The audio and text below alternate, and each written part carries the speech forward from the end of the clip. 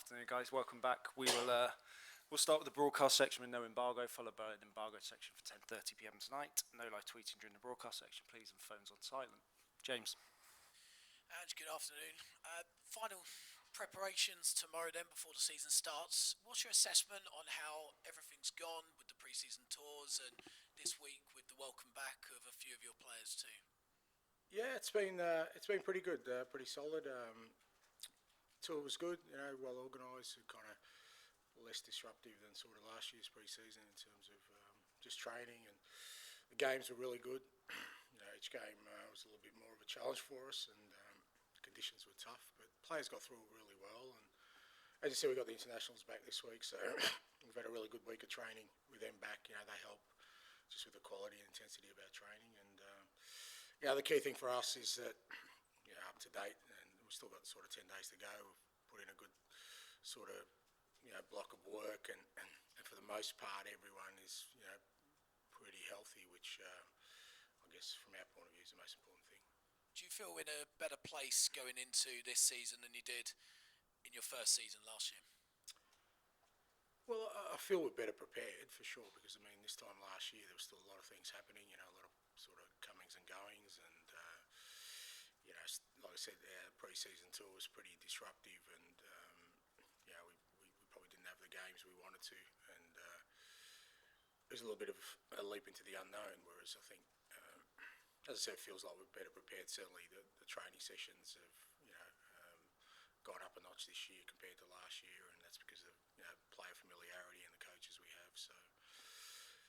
I think everyone thinks they've had a fantastic pre-season, but until we get to that first game, none of us really know. But as I sit here right now, I think we're well prepared. A transfer window in full flow as it is. I know you mentioned last year dealing with ins and outs, particularly Harry Kane, or you'd be welcoming him back tomorrow. Story this morning about Tottenham in advanced talks with Bournemouth over Dominic Solanke.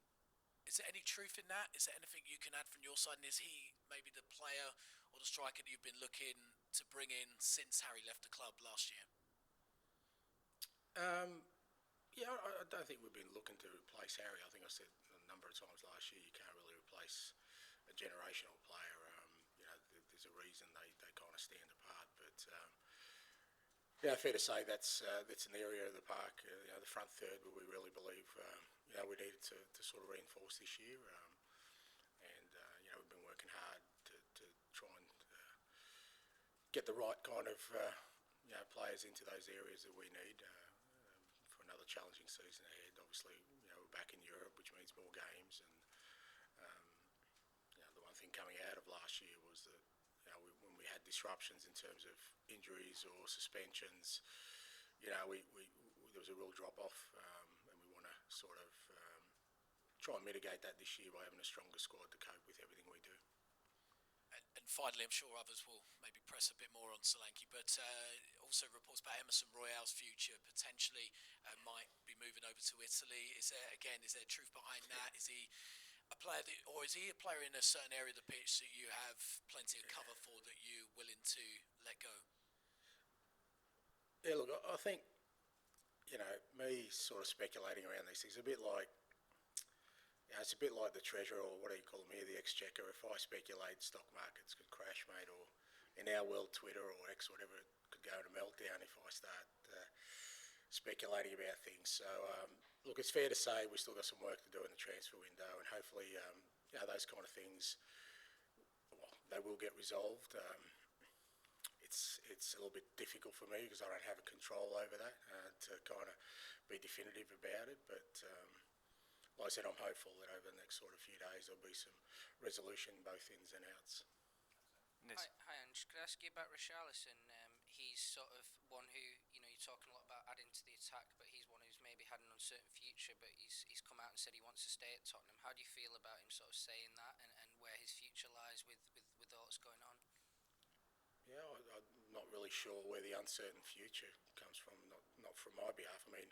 When he was fit last year, he played all the time, and he played well, but it was quite evident that when he was missing, we had to play Sonny in there, and we had to sort of cover areas. So this is not about sort of, replacing Richie, or, for us, it's about adding to our squad we want to get stronger out of every transfer window we've had. And from my perspective, I've seen Richie as part of what we're trying to build here. And like I said, last year when he played, he was very, very good for us. And hopefully this year we keep him healthy and he plays more.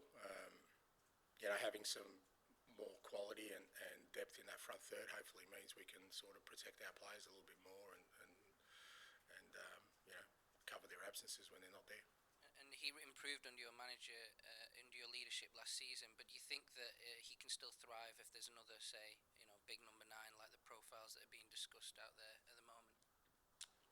I don't see why that would hamper. I'd like to think that us being stronger as a team, I think every player who's here would want us to get better.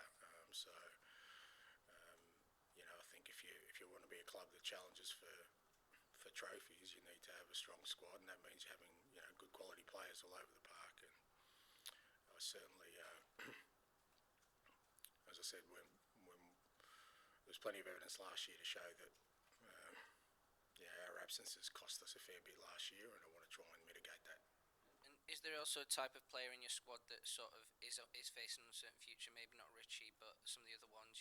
Oliver Skipp's in that sort of category, maybe, and Maynor Solomon. And how are those guys dealing with it, and how do you sort of expect them to deal with it?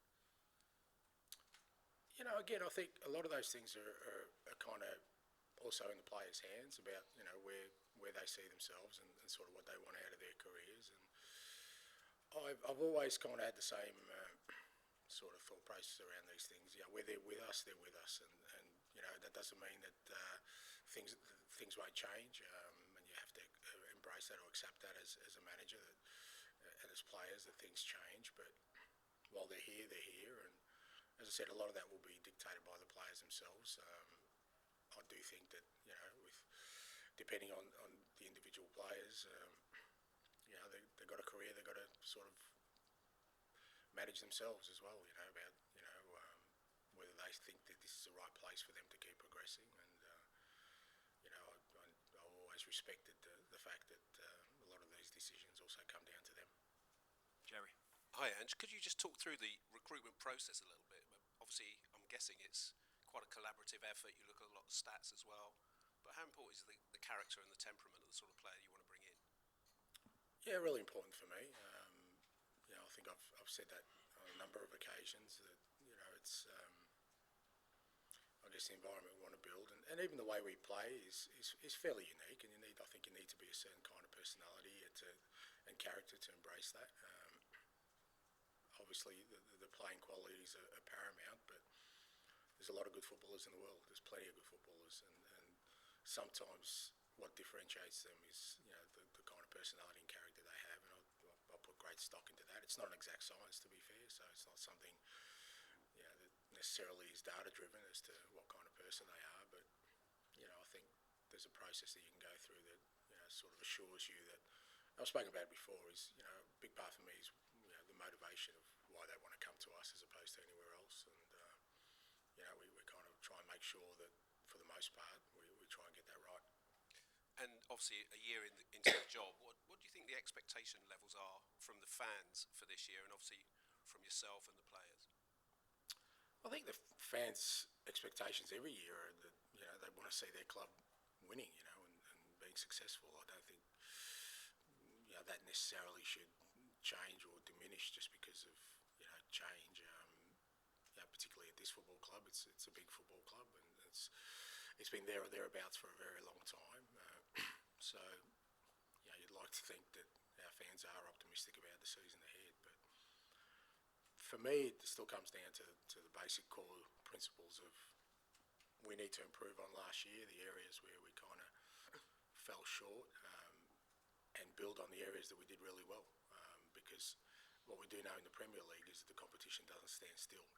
It's the teams ahead of us and the teams around us or behind us. Don't stay in the same place necessarily. They improve. So for us, if we don't improve, we kind of lose ground from where we are. So we need to try and improve at a greater rate than the opposition, and that's what we want to do. We want to push on from last year, and if we can improve our football, be more consistent, I think it'll put us in a decent place. last one for me. Huge game tomorrow. Bayern Munich is a glamour fixture, isn't it? Harry Kane will be there. You know, whatever part he'll play, but he this time last year he played his one and only game for you, scored a hat trick. Did it sort of give you a glimpse of what a player like Kane can do wherever he is, sort of thing? Yeah, I think he scored more than a hat trick. I think I only got 4 or 5, and people questioning whether I could fit him into my system. So I reckon he did all right in that game. So look, he's a quality player, and he proved that last year. You know, he went to the Bundesliga, broke records, he scored goals. Outstanding player. I mean, I hope it's a good day for him tomorrow in terms of before the game, not during the game, because he's a generational player, as I said. And when these players leave clubs, sometimes it's not in a nice neat bow where they can say goodbye and get acknowledged in the right way. So I'm sure our fans will definitely give him the welcome he deserves, and I'm sure he'll appreciate it tomorrow. It should be hopefully a good day for him, like I said, until the whistle goes, and then hopefully we make it a bit more miserable for him. I'll finish this section with Rob, please. Hi, Ange. Just ask you for the latest on the injury front, and has Richarlison returned to first team training? Yeah, I mean, the main two actually 3 injury ones we had through the pre-season was Richie, Destiny and Fraser Foster. They missed the back end of last year, and they've all sort of come back at different stages, but Destiny's had a good 2-week block of training, so he'll play some part tomorrow, which is positive for us. Richie and Fraser have got back into training this week and have had both of them sort of had a good block of training. Won't feature tomorrow, but with another week's training before the start of the season, hopefully they'll be in a good place. But they were the main ones. Everyone else, as I said, has had a pretty solid pre-season. Those returning from the international tournaments, are they in a position to start tomorrow? They'll play. It's probably not ideal, but again, it's our only game before our first fixture, and they've come back in good condition. I mean, they've all looked after themselves. Again, they've had a good week of training, so they'll get some minutes tomorrow.